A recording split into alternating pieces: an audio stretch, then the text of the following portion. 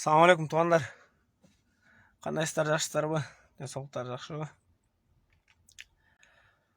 Вот, урматтуу достор, мен сіздерге бір ковид боюнча нерсе айтып өтөйүн дедим. Мен ковид болуп ооруп калдым да.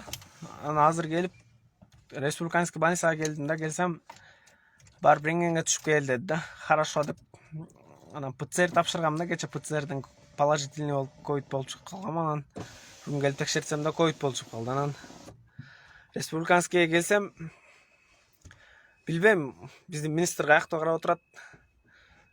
Бул жакта бир главврач жок, бир штук. Үстүндө тяжелый пациенттер жатат. Ал жака болсо туугандары кирип баратат. Кирип чыгып атат, беймаралчы. Булар кыргызга кыянатчылык кылып, кыргызды кырып алгысы бар да, бул министрлердин ченең дурай.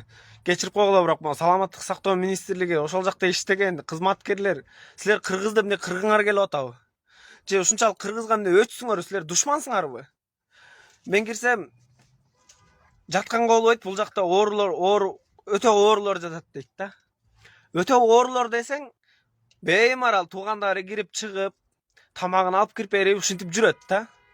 Анан эмне алар эмне оорубайбы?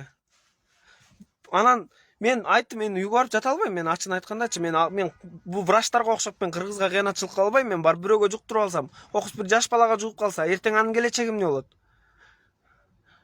Зря көтөрүп турсуңар, урматтуу өкмөт, могу медицина кызматкерлеринин айлыгынча.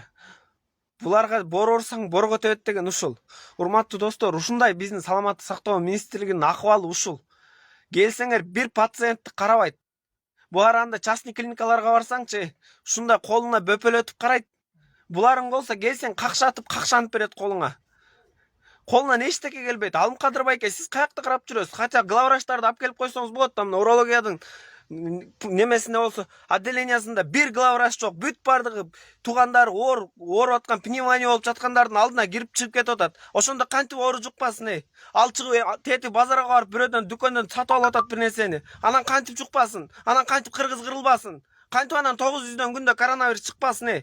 Уялбайсыңарбы, өкмөт? Билбейм. Блин, ушунчалык слабый экенсиңер, Уялдым чын. Мен го мейли болсак да эптеп чыдармын, жашмын, бирок тиякта отурган чоң апаларды, очуртта отурган апаларды карасаңар, карап да койгон жоксуңар. Бир пациент менен 5 саат сүйлөшөсүңөр, ушакчылардай болуп, подружкаңар менен сүйлөшкөндөй болуп. Кимге чалдыңыз, анан кантип чалдыңыз, каяктан чалдыңыз, канча единсаңыз кетти деп.